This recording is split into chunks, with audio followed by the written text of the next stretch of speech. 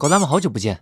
点进这个标题，说明你平常很难控制自己的思维。你坐在桌子前，刚刚拿出作业本，就想起来有个微信没回，点开微信，顺手就逛起了朋友圈。我在上期视频里已经详细介绍过这背后的脑科学逻辑了，那就是大脑里负责决策的前额皮质能装的东西非常少，就像是一个公厕。而生活中的失控感往往源自于有太多的想法同时来上厕所，这就是厕所脑科学。这期视频我想分享一下什么样的想法更容易占用前额皮质，来帮你开启管理大脑的第一步。我们这期长话短说啊，因为我现在也有点想上厕所。美国国家科学基金会的数据显示，普通人的脑海里每天至少会闪过1.2万至6万个想法，但每个想法平均持续的时间只有10秒钟。所谓的集中注意力，就是让重要的想法留下，不重要的想法赶紧退群。在1927年，苏联科学家布鲁马蔡加尼克发现，有一类事情特别不容易忘掉，那就是未完待续的事情。小蔡同志有一个导师，他注意到在餐厅里，服务员能记住还没给钱的账单，但记不住已经支付成功的账单。于是小蔡同学顺藤摸瓜，发现每个人都有一种做事有始有终的驱动力。这个现象后来也被称为蔡加尼克效应 ，A.K.A. 蔡氏效应，因为它同时还解释了我们对初恋念念不忘的理由，所以也被称为初恋效应。那么适当的利用蔡加尼克效应，可以帮助你增强记忆，创造动力。我举个例子啊，如果你在学习的时候定期强迫自己休息，那么还没有学完的知识就会被吊在脑子里，让你以后更难忘掉。但我们今天要聊的是蔡加尼克效应的坏处。你个人喜欢做事有始有终，但现代社会大部分的东西都是有始无终。这些东西就像没有冲的马桶，每一个都会占用你的大脑，造成拥堵。而自从我开始关注蔡氏效应之后，我发现生活中其实有3大蔡氏元凶，这里标记一下，和大家一起共勉。第一就是微信以及微信所代表的线上聊天软件，因为这类软件抹除了一段谈话的开始和结束。我们在线下聊天有一个共识，那就是从嗨开始，从拜结束。但线上聊天就不一样了，我们往往需要通过别人的一个表情包和长时间的已读未回来猜测聊天已经 over 了，而且每一次消息都是有间隔的，这个空窗期就很容易引起蔡加尼克效应。你看起来像是回完了信息，全心全意的开始读书了，但你有几个脑细胞其实一直在挂念回复了吗？回复了吗？回复了吗？回复了吗？还有一种情况就是你和别人吵架吵到一半，对方突然不回了，于是你感到愤怒、紧张，心跳加速，你的思维开始暴走。但一旦收到了回复，无论对方的态度是好是坏，你的烦躁感都瞬间好了不少。那我猜你其实并不是因为人际关系而感到烦恼，而是因为蔡加尼克效应而感到烦恼。第二个元凶，我管它叫执着未来。一个人越是给当下赋予长期的意义，就越不容易有完成感。比如你是一个卖马桶的，你今天的目标是卖2个马桶，成功的卖完了，很棒棒。但是这个时候你的大脑开始飘了，他想到你今年必须得卖出2000个马桶，你明年必须升职加薪，你后年必须买房买车出国旅游。我当然不是说有长期目标是一件坏事，但过分的沉浸在一个故事里，就是以蔡氏效应为皮鞭，强迫自己的大脑24小时营业。哪怕你每天都完成了所有的任务，依旧会感觉心神不宁。我们总说人要活在当下，就是因为未来的事情其实只有一种状态，那就是未完成状态。第3个元凶，我想着重讲一讲上期视频提到的多任务错觉。那么为什么叫错觉呢？因为你的大脑基本上是做不到一心多用的。但英国记者约翰哈里在《被偷走的注意力》这一书中写道，现在的年轻人普遍认为他们可以同时关注6种形式的媒体。你可能觉得6种有点多啊，但我打赌你有个习惯，那就是在电脑上看剧的时候，会不自觉的同时拿出手机刷短视频。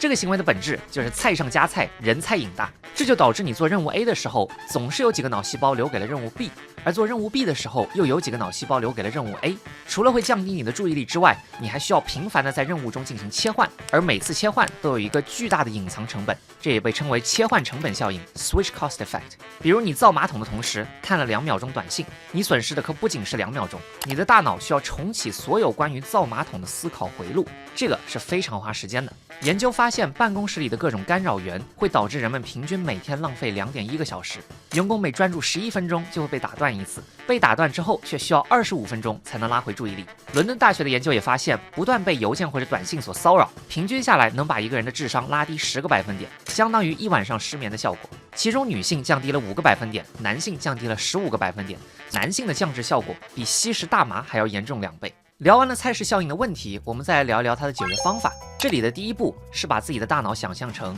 没错，还是一个堵着的公厕。这个公厕的外面现在排着长长的队，全是伺机而入的一个个想法。但是现在门口多了一个厕所管理员，这个管理员有几个必杀技。必杀技一就是2分钟法则。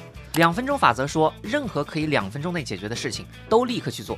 比如说你早上起床看到乱糟糟的桌子，你心想，哎呀，得找个时间记得收。哎，停，别找了，别找时间了，立刻收。这里主打一个闪电战，快速做完，快速忘掉。因为2分钟行动起来所需要的成本，远远小于在大脑里读2、3天菜市效应所需要的成本。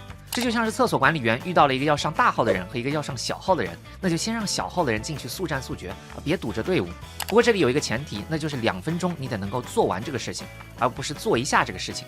比如前面提到的回消息，回一次也是2分钟，但2分钟之后还会有更多的2分钟，那你反而应该晚点来做，避免前面提到的切换成本效应。管理员的第2个必杀技就是记录预约法。我现在已经养成了一个习惯，那就是任何想到的事情，只要2分钟之内做不完，就第一时间把它记录下来。通过记录这个动作，你可以把一个个 KPI 从前额皮质转移到纸上或者手机上，从而释放自己的脑容量。这就像是给公厕建了一个预约本，然后跟队伍后面的人说，能憋一下的先去逛街吧，等到点了再回来。为了能够充分发扬记录的力量，我最近还在手机上做了一个快捷指令啊，有些聊天看到了之后不想立刻回，那我就双击背面选择对应的人名，那么系统呢就会在笔记里自动记一段话，提醒你晚一点回复，同时再给你复制一段拖延时间的话术啊。我做好之后，真心觉得自己有点走火入魔了。但如果你也想走火入魔的话，希望能给这个视频赏个赞，然后到我的个人网站里免费自取。管理员的最后一个必杀技是减少上厕所的人。我们前面提到，普通人的脑海里每天会闪过1.2至6万个想法，那哪怕其中的1%让你有一种未完成感，那都是120到600个上厕所的人。我们绞尽心机让越来越多的想法进入 toilet， 但是我们从来没有停下来问过，这真的是 washroom 想要的吗？我们的 bathroom 难道不应该是个高档场所吗？想要让 lavatory 长期稳定的营业，你就需要给每天要干的事情设置优先级和上限。管理员必须贴一个公告，厕所一天只能承受10个人，多了会炸。除了减少任务，你还需要减少各种干扰源，因为很多的想法都是在你看到各种视觉引导之后才被激活的。比如在 Mac 上，每次看着这么多琳琅满目的窗口，我就很容易摆烂。这个窗口想让我买东西，那个窗口想让我刷视频，大脑会在潜意识里被各种诱惑所不断撕扯。但是用这个 Option Command 加 H 一键隐藏窗口之后，我的动力一下子就会提升。所以清理一下你的虚拟空间，清理一下你的现实空间。恭喜你，你的厕所管理员已经准备好上班了。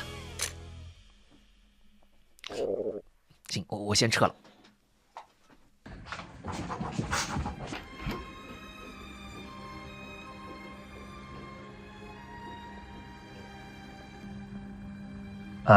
难道说厕所已经满了？